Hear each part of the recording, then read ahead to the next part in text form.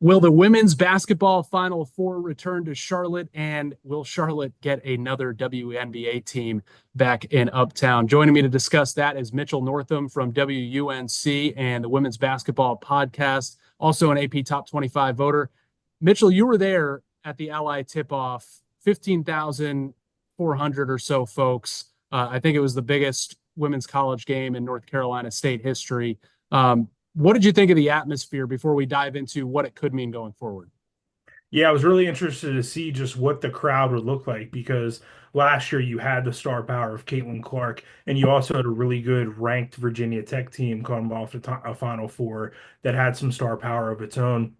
This year even topped that. You know, you had a doubleheader, you had a Final Four rematch between South Carolina and NC State, two teams that aren't too far from Charlotte. And to even top the number that they had last year, resetting that record, like you mentioned, for the highest attended women's college basketball game regular season in the history of the state, was really special and incredible. And I think shows how much the city of Charlotte is behind in supporting women's college basketball.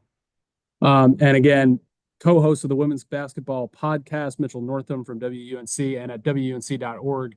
You put up a story, and you were there. I was there in the room. You straight up asked Dawn Staley, like, Final Four back here, WNBA back here. What did you make of her comments towards that? Because this got a lot of people talking this week. Yeah, I thought it was important to ask Dawn this question because it is something that has come up over recent years. You know, Charlotte hasn't hosted a women's Final Four since 1996, but you have this venue in the Spectrum Center that's it's clear now after 2 years in a row of the Ally Tip-Off, it can be filled for women's college basketball for really good games. And I thought it was important to get Dawn's opinion as someone who not only coaches down the road at South Carolina, but played in this city as a professional, as a WNBA player. And yeah, she said it, this Charlotte is primed for a Final Four for a WNBA team. I think the city would get behind both of those. I think what's more likely is the Final Four, rather than a WNBA team. It seems to me like if there is a group behind trying to bring a WNBA team back to Charlotte, they haven't really made themselves public, haven't kind of put that out on Front Street. But a Final Four is a real possibility, and I think would be a great fit for the Spectrum Center in the city.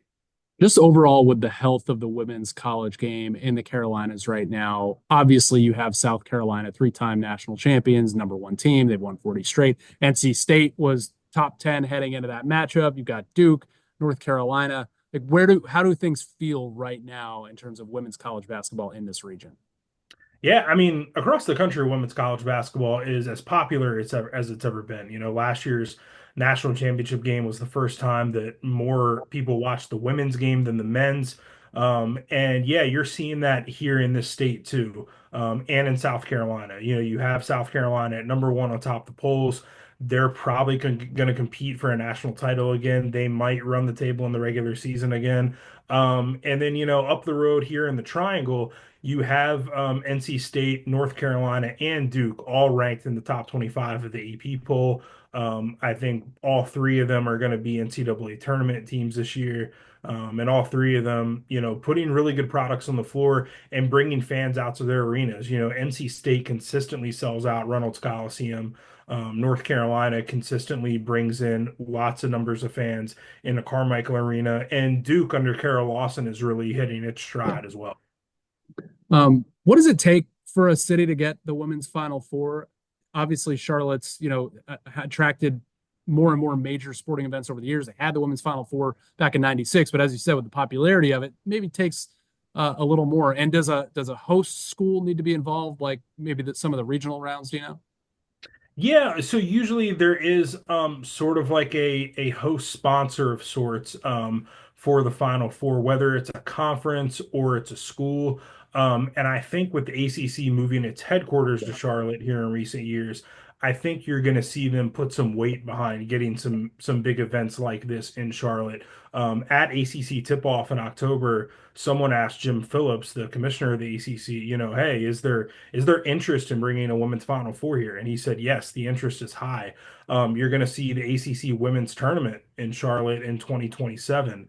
So yeah, there has to be involvement from a school. I think the ACC is as powerful as any organization to sort of help with that backing. I think if a Final Four would come to fruition in Charlotte, you would see maybe the Charlotte Sports Foundation get involved.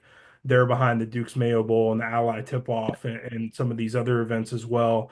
But yeah, I think the Final Four is right for Charlotte. You know, it's been to a lot of other similar cities and is going to go to some other similar cities here between now and 2031. That's how far out the Final Yeah. Fours are booked up right now.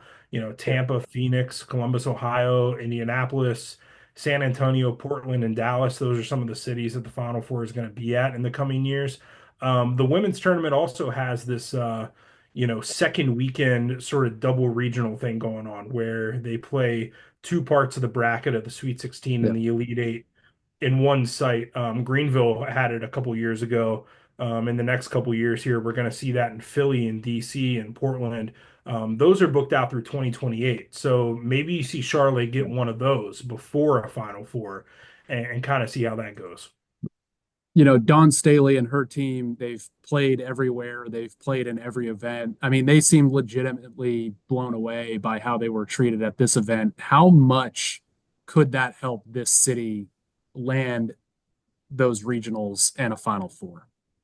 Yeah, I think it could help a lot. I think when people come into Charlotte for these non-conference games, whether it's the Ally Tip-Off or the Jordan Brand Classic that they play in December, all the coaches speak very highly of that. I remember last year when Kenny Brooks came Yeah. for with Virginia Tech, he talked about, I've been to some Final Fours that weren't as loud as this. And he talked about, I've been in this building when Steph Curry was here and it wasn't this loud.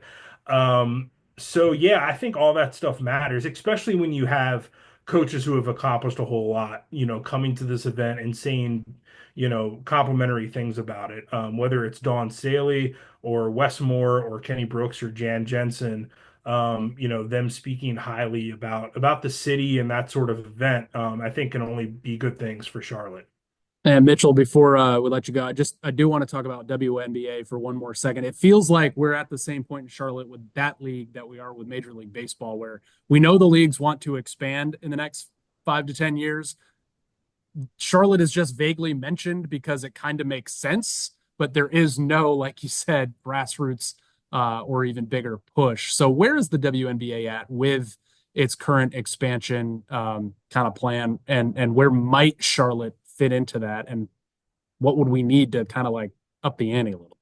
Yeah, so currently you have 12 teams in the WNBA, and like women's college basketball, it's never been more popular. You're going to see salaries go up. You saw viewership jump up this year, and we're going to see the number of teams jump up. So we have expansion teams coming soon to California's Bay Area, Toronto, and Portland.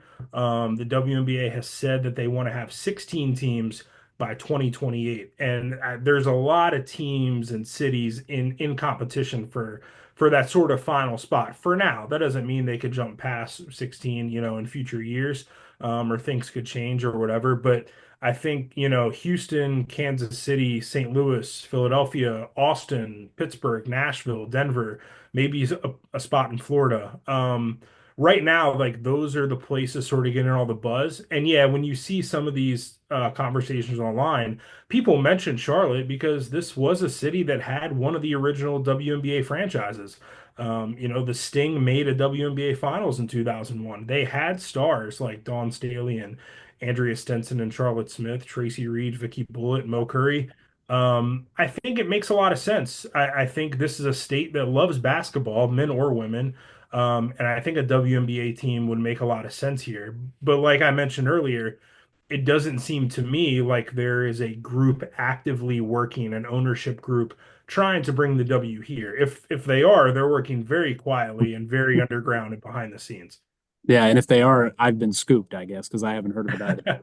Mitchell You Northam wouldn't even from WUNC, co-host of the Women's Basketball Podcast. Check out the article he wrote this week about everything we're talking about at WUNC.org. Thanks for joining me. Yeah, thanks for having me.